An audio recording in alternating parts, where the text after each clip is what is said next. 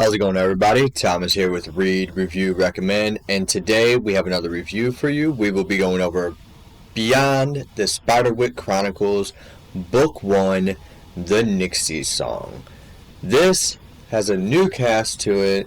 This time we'll be going on an adventure with the Vargas family. So to jump right into the plot, it is along the same lines of the original Spiderwick Chronicles. But this time, we are with a new family. We have older brother Jules and younger brother Nick. And then we have stepsister Lori. They are just moving in together at the beginning of the book. This is the story of kind of how they get introduced to the fairies. How they build as a dynamic of a family that is just moving in together and just starting to live with each other, even though they're each going through their own hardships as families that have just gone through different things. You get to meet new characters in this one. You get to meet some very surprising characters in this one, which really threw me off. It was pretty exciting, though. I really enjoyed it. You get some new fairies that have never been introduced, and as a matter of fact, you get a lot of them. So, for this plot, I have to give this one a 9 out of 10. I thought this one was very well. As a matter of fact, I thought this whole entire book series has gotten better. Every single book. I'm grabbing the last book really fast. Let me see this real fast. So the last book is the third book is 108 pages. Sorry, I grabbed the third one. So the third book is 108 pages, which is roughly the same size as the whole entire 5 books in the original series. This first book, they start you out with an incredibly enjoyable, it's like 160 something, right? Where are we at? 162 pages. So, the plot is definitely good on this one. It's definitely a jump up. And that's one thing that I'll actually say about this book at the beginning.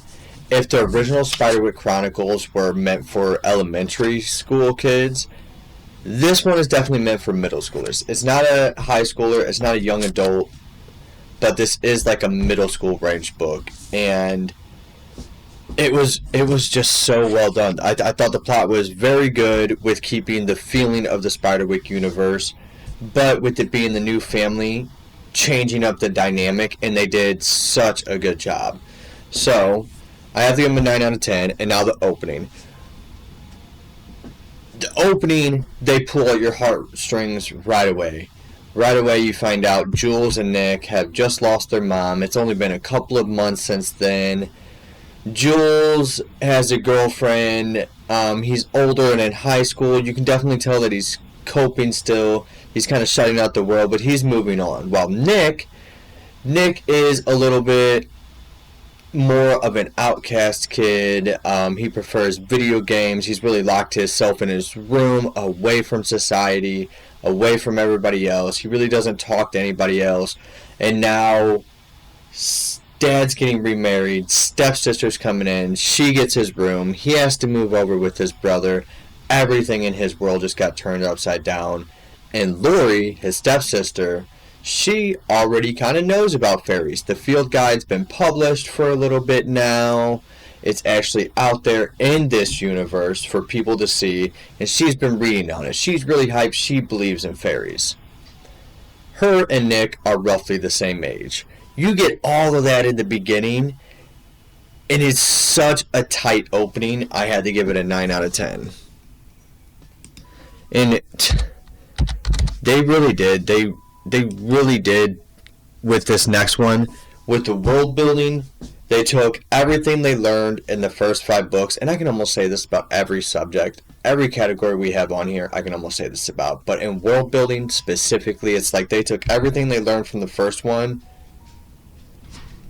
everything they made you assume the world could be, they showed you just as much magical creatures and things in this book as I feel like they did in the whole 5 first series.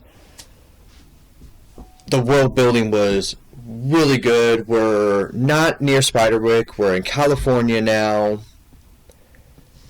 Being in California, we're in Nick and Jules' house where they've always lived. Laura's moving in with them. And their dad owns a construction company, so they're in a construction development with construction going on all over the place. But there's still woods around. And you even get to drive a little bit away, so you get to see kind of what they see on their drive and how really magical creatures are everywhere. So I feel like they really opened up the Spiderwick universe in this one. And I'm going to have to give it a 9 out of 10. I really did. I thought it was so good. Alright. Had to leave for a second. I had to go take my dog out. She had to go potty. So, jumping in to pacing and what will be the first 10 out of 10. Because, as they have grown to do with every book that I have seen them write so far, their pacing is so good for the age groups that they are shooting for. Every chapter is a mini arc with little mini arcs in that mini arc. And they just have such a good formula.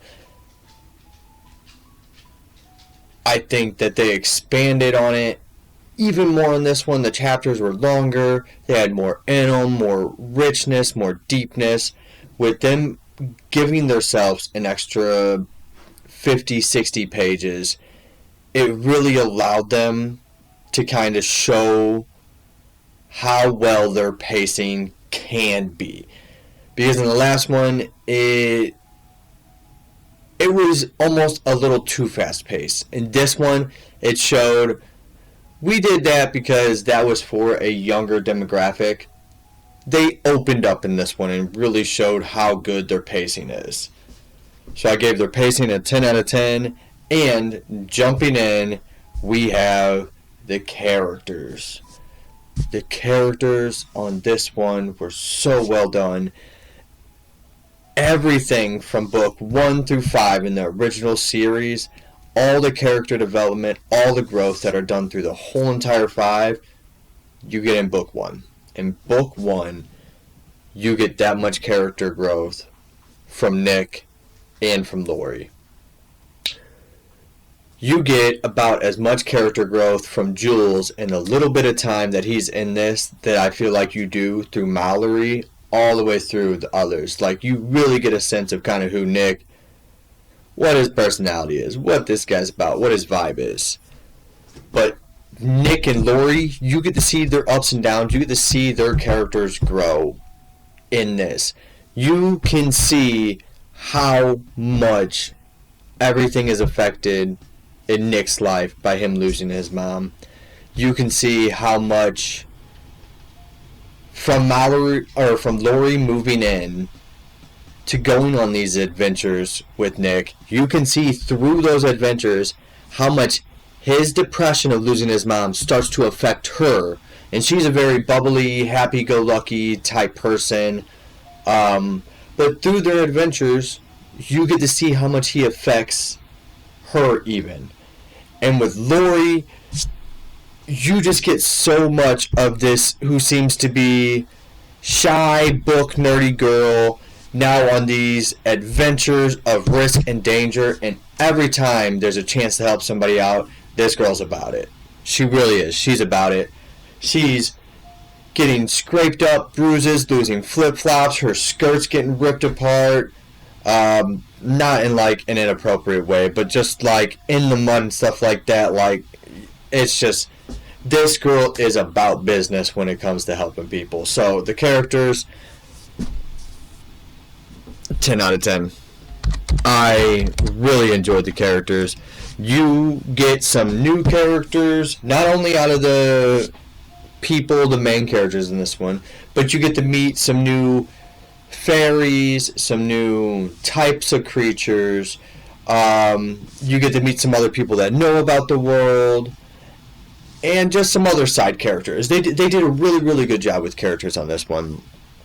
So, bringing us into the writing,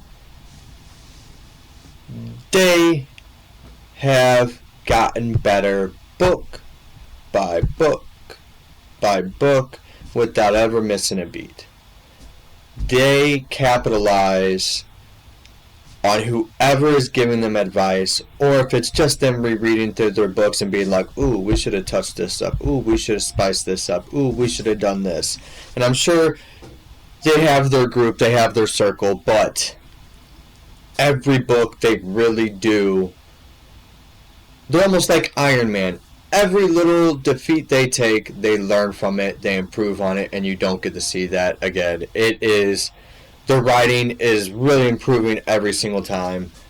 Bravo to them. I'm going to give their writing a 9 out of 10.